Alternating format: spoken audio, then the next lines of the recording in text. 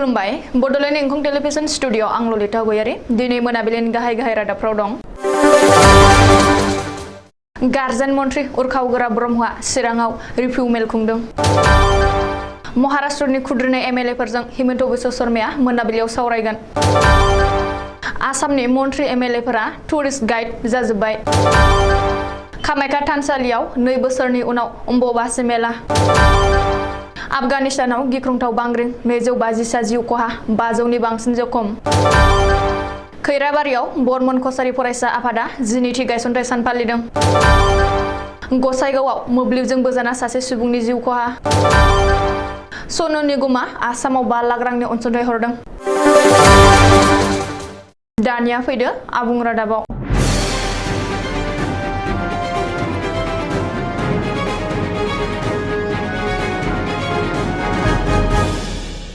आसामनि हेडलुम and textile सइल conservation आरो Bodoland welfare बिफाननि मन्थ्रि एबा चिरां जिल्लानि गार्जेन मन्थ्रि उरखाव ब्रह्मआ दिनै चिरां जिल्लायाव रिभिउ मेल खुंदों।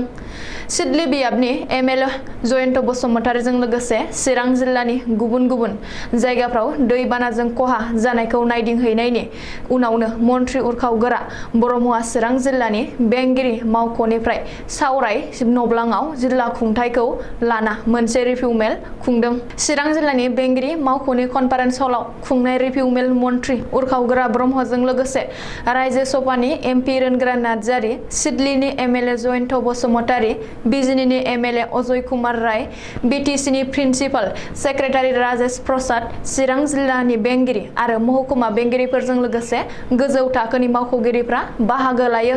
मिथिनो हानाय बादिब्ला बे रिभिउ मेलाव चिरां जिल्लानि आथिखाल दैबानानि थासारि, रिलिफ होनाय, रिलिफनि मुवा बेसाद जगायनाय आरो अनसुंथाइ होनायजों लोगोसे चिरां जिल्लायाव सोरखारि मावथांखिफोर मावफुंनायनि बागै सावरायो आरो गार्जेन मन्थ्रिया नायबिजिरो।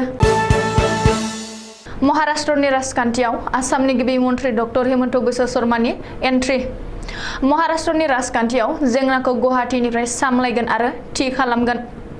रिपर्ट बादिब्ला महाराष्ट्रनि खुद्रिखांनाय एमएलएफोरखौ लोगो हमगोन आसामनि गिबि मन्थ्रि डक्टर हिमन्त बिश्व शर्माया। हिमन्त बिश्व शर्माया दिनै मोनाबिलियाव महाराष्ट्रनि एमएलएफोरजों सावरायगोन। बिनि बागै डक्टर हिमन्त बिश्व शर्माया बिजेपिनि गोजौ दैदेनगिरिफोरजों गले गले सावरायगासिनो दं। मख'नो गोनांदि महाराष्ट्रनि उद्धव ठाकरेनि सोरखारा खैफोदाव। सानसे साननैनि गेजेरावनो ठाकरेनि सोरखारा बायनो हागौ। गावनि दोलोनि माखासे एमएलएफोरानो सोरखारनि हेंथायै खुद्रिखांदों। एकनाथ शिन्देनि दैदेननायाव उद्धव ठाकरेनि हेंथायै खुद्रिखांदों। खुद्रिखांनाय एमएलएफ्रा मदद खालामाब्ला ठाकरेनि सोरखारा बायगोना रोखा। ओरैहाय महाराष्ट्रनि खुद्रिखांनाय एमएलएफोरखौ आसामाव लाबोनाय जादों। गासैबो एमएलएफ्रा बे समाव गुवाहाटी नोगोरमानि रेडिस ब्लु हटेलाव दं। मख'नो गोनांदि महाराष्ट्रनि खुद्रिखांनाय एमएलएफोरा गिबियावनो सुरातआव दंहैयोमोन, नाथाय थांनाय हराव गुवाहाटीयाव लाबोनाय जायो। दिनै फुंबिलियाव गुवाहाटी सफैनायनि उनाव एकनाथ शिन्देआ गावजों लोगोसे सा 40 एमएलएफोरनि मददाव दं होनना दाबि खालामदों। बबेखानि बिसोर रावबो शिव सेना नागारा, नाथाय बाला साहाबनि ठाकरेनि हिन्दुत्वखौ सिगां फारसे लांगोन होननानैबो एकनाथ शिन्देआ फोरमायदों। रिपर्ट बादिब्ला आसाम सोरखारनि मन्थ्रि पीयूष हाजरिका, जयन्त मल्ल बरुवा आरो एमपि पल्लव लोचन दासमोना दिनै फुङावनो एकनाथ शिन्देखौ लोगो हमदों। बेखौबो मख'नो नांगोन दि शिव सेनानि खुद्रिखांनाय एमएलएफोरखौ लाना बिजेपिआ महाराष्ट्रआव सोरखार दानो खाबु लागासिनो दं। आसामनि मन्थ्रि एमएलएफ्रा टुरिस्ट गाइड जाजोब्बाय। फोथाय खेबस' खालामग्रा आरो खुद्रिखांनाय एमएलएफोरखौ सिबिनाय आरो जोथोन लानायाव मुखुब आसामनि मन्थ्रि एमएलएफोरा। बे बाथ्राखौ बुंदों आसाम प्रदेश कंग्रेस कमिटिनि आफादगिरि भुपेन बराया। मख'नो गोनांदि महाराष्ट्रनि खुद्रिखांनाय 40 सा एमएलएफोरा गुवाहाटीयाव आश्रय लाफैनायनि सायाव भुपेन बराया गावनि फिनजाथाय होनानै आसामनि मन्थ्रि एमएलएफोरा गासैबो टुरिस्ट गाइड जाबाय होननानै बुंदों। बेबायदि हाबाया राजखान्थिनि हाइपक्रेसि एबा उदखार आरो बियो मोनसे राजखान्थिनि सिखाव। बेबायदि खामानिजों लोगोसे मोनसे सोरखारनि मान सन्माननि सोंथि सिखाङो। दानिफ्राय महाराष्ट्र आरो जोंनि गेजेराव सोमोन्दोआ गाज्रि जागोन होननानै भुपेन बराया बुंदों। बबेखानि आसामाव गिख्रंथाव दै बानाया गोदोनानै थानाय समाव मिरुनि मन्थ्रिफोरासो खौरां लानो फैनांगौमोन। नाथाय खुद्रिखांनाय एमएलएफोरासो फैबाय आरो बिसोरखौ दोननाय आरो सिबिनायावसो हिमन्त बिश्व शर्मानि सोरखारा मुखुब जाबाय होननानैबो भुपेन बराया गोख्रों अजद होदों। नीलाचल हाजोआव थानाय गोहोनि बिमा कामाख्या थानसालियाव दिनैनिफ्राय जागायबाय अम्बुबासि मेला। 2 बोसोरनि उनाव देग्लाय अम्बुबासि मेला खुंदों। 2 बोसोरनि उनाव अम्बुबासि मेला खुंनायखौ लाना नीलाचल हाजोआव रंजानायजों बुंफबदों। कामाख्या थानसालियाव माखासे साधु बैरागि आरो सिबियारिफोरनि आगान गोग्लैदों आरो होंगो दोंगो खालामफैदों। रिपर्ट बादिब्ला दिनै मोनाबिलिनि 8:18 रिंगायाव कामाख्या थानसालिनि दरजाखौ बन्द खालामगोन आरो फैगौ 26 जुन खालि फुंनि 5 रिंगायाव सिबियारिफोरनि थाखाय खुलिफिनगोन। मख'नो गोनांदि 2 बोसोरनि उनाव देग्लाय कभिड आरो गिख्रंथाव दैबानानि थाखाय नेमखान्थिनि गेजेरजोंल' अम्बुबासि मेलाखौ खुंदों। सिगां बोसोरफोरनि बादि गाजा गोमजा गैया आरो कामाख्या थानसालियाव जेबो रोखोमनि भिआइपि आरो भिभिआइपि एन्ट्रिनि राहा खालामाखै। भिआइपिफोराबो सरासनस्रा सिबियारि बादिनो थानसालि दर्शन खालामनो नांगोन। बेनि अनगायैबो सिबियारिफ्रा कामाख्या गेटनिफ्राय थानसालिसिम थाबायनानै थांनो नांगोन। थानसालिसिम थांनाय लामायाव सिबियारिफोरनि थाखाय लोंग्रा दै, खिखरसालि आरो सावस्रि मिरुनि राहा दं। मख'नो गोनांदि कभिडखौ नोजोर होनानै थानसालि सामलायनाय आफादा थानसालियाव थुबुर आरो होंगो दोंगो जानाङा होनना सिबियारिफोरखौ खावलायदों।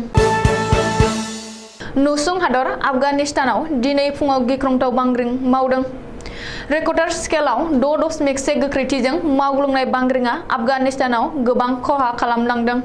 रिपर्ट बादिब्ला दिनै फुङाव 6.1 गोख्रैथिजों बांग्रिं मावग्लुंनायाव 250 निबो बांसिन सुबुङा जिउ गोमानायजों लोगोसे 500 निबो बांसिन सुबुंफ्रा जखम जायो। आफगानिस्तानाव गिख्रंथाव बांग्रिं मावनायखौ पाकिस्तान आरो मालयेशियायावबो मोनदांनो हादों एबा मावहैदों होननानै मिथिनो हादों। रिपर्ट बायदिब्ला खोला आफगानिस्तानाव दिनै 6.1 गोख्रैथिजों बांग्रिं मावनाया राजथावनि काबुलनि खोलाहा 44 किमि जानथायाव थानाय कच नोगोरनिफ्राय जागायदोंमोन। बर्मन कछारी फरायसा आफादा दिनै 12थि गायसनथाय सान फालिदों। उदालगुरि जिल्लानि फेरगाव खैराबारियाव दिनै बर्मन कछारी फरायसा आफादा 12थि गायसनथाय सान फालिदों। मख'नो गोनांदि गादब जानाय, नासयजानाय आरो मुगै जानाय कछारी फोलेरनि बर्मन हारिनि थामोनथा रैखाथि आरो जौगाथायनि थांखि लाना 2010 मायथाइनि 22 जुनाव जोनोम मोननाय फरायसा आफाद दुलाराय बर्मन कछारी फरायसा आफादखौ दानाय जादोंमोन। बै समनिफ्रायनो हारिनि थाखाय खामानि मावबोनाय बर्मन कछारी फरायसा आफादा दिनै 12थि जोनोम एबा गायसनथाय सान फालिदों। खैराबारियाव थानाय जिल्लानि गाहाय मावखुलियाव फुंनि समाव आफादनि फिरफिला बिरहोयो आफादगिरि सन्जीब बर्मनआ। मुंख्लंफोरनो बिबार बावो बारग' आफादगिरि थामहिनबा बोसोनगिरि मतिलाल बर्मन। बेनि उनाव हाबाफारिजों लोब्बा लाखिनानै दंफां गायनाय हाबाफारिबो बानजायो। मख'नो गोनांदि जनजाति फोरमानलाइखौ थाबैनो मोनाब्ला गोख्रों सोमावसारगोन होननानैबो आफादगिरि सन्जीब बर्मनआ 12थि गायसन सान फालिनायनि फिरफिला बिरहोनाय हाबाफारिखौ लोब्बा लाना गावनि बिबुंथियाव बुंथियो आरो सोरखारखौ सोगोमो। गसाइगावआव मोब्लिबजों बोजाना सासे सुबुंनि जिउ खहा। मंगलबारखालि मोनाबिलिनि 7:30 रिंगायाव गसाइगाव महकुमानि सिङाव थानाय दाउलिगुरि गामियाव जादों बे जाथाया। दाउलिगुरि गामिनि टेमका मुर्मु मुंनि 35 बोसोर बैसोनि सुबुङा मैया मोनाबिलियाव 11,000 भल्ट गोहोनि मोब्लिब थार गोग्लैनानै थानाय गासनहैनानै जिउ गोमायो होननानै मिथिनो हादों।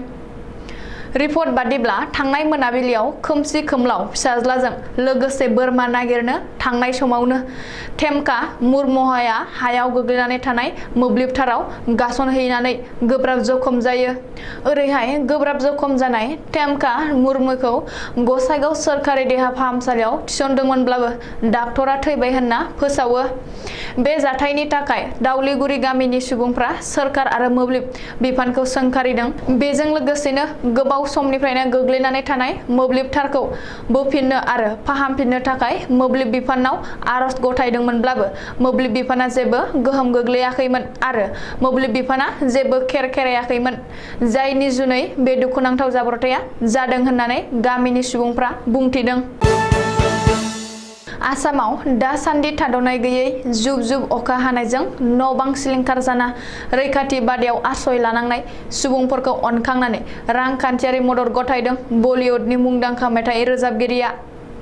आसामाव थाद'नाय गैयै जुब जुब अखा हानाया गोबां सुबुंफोरनि थाग्रा न'-बां, हा-हु, आबाद फोथार, लामा-सामा बायदिफोरखौ लोमसावनानै खुरखाना सिलिंखार खालामलांबाय आरो गाव गावनि न'-बां गारनानै रैखाथि बादायाव आश्रय लानो गोनां जादों। आसामनि बेफोरबायदि थासारिखौ नुनानै अनखांना बलिउडनि मुंदांखा मेथाइ रोजाबगिरि सनु निगमआ 5 लाख रांनि अनसुंथाइ हरदों। सनु निगमनि बेबायदि राङारि अनसुंथाइ हरनायखौ आसामनि गिबि मन्थ्रि डक्टर हेमन्त बिश्व शर्माया गोजोननाय फोरमायदों। दिनैनि रादाबा एसेनोसै, गोजोन्थों।